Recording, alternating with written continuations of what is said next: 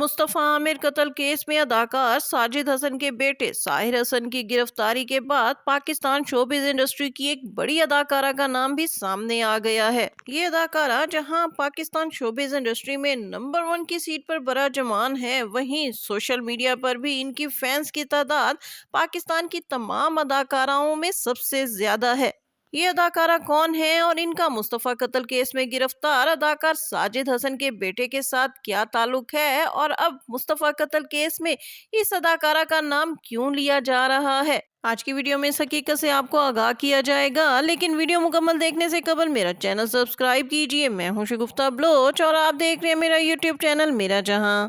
6 जनवरी को डिफेंस कराची से लापता होने और फिर बेदर्दी से कत्ल होने वाले मुस्तफ़ा आमिर केस में अदाकार साजिद हसन के बेटे साहिर हसन ने गिरफ्तारी के बाद खौफनाक इंकशाफात किए हैं और इस केस में पाकिस्तान के बड़े सियासतदान, वुज़रा और ब्यूरोक्रेट्स और अहम सीटों पर बरजमान शख्सियात के बच्चों और बच्चियों के नाम ले लिए हैं। इनमें शोबिज इंडस्ट्री से ताल्लुक रखने वाली बड़ी अदाकाराओं और अदाकार और प्रोड्यूसर्स के नाम भी सामने आ गए हैं, जिनमें सबसे बड़ा नाम पाकिस्तान की सफ़े अव्वल की अदाकारा हानिया आमिर का है।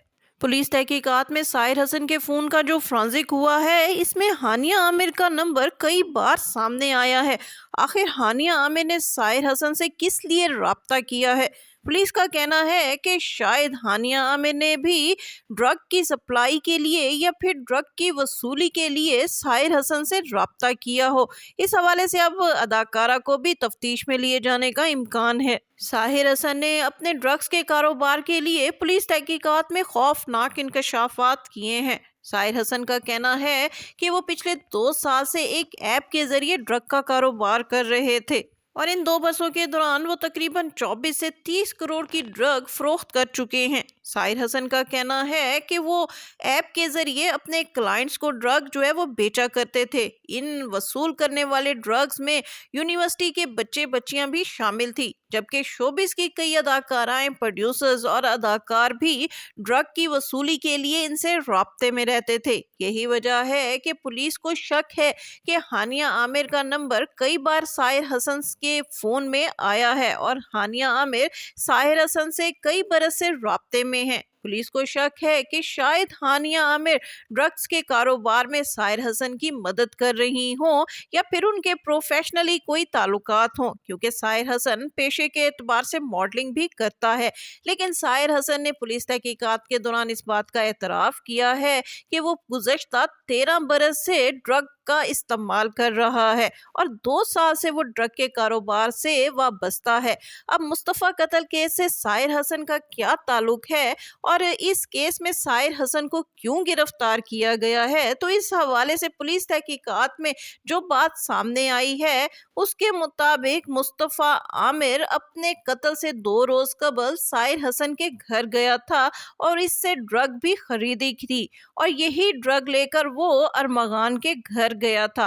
साहिर हसन का कहना है कि मुस्तफ़ा आमिर ने जो ड्रग उनसे उनके घर से खरीदी थी उसके उन्होंने पैसे नहीं दिए थे। साहिर हसन का कहना है कि मुस्तफ़ा आमिर ने उनसे कहा था कि अभी उनके पास रकम नहीं है और वो 2 रोज़ बाद उन्हें आकर रकम दे जाएंगे।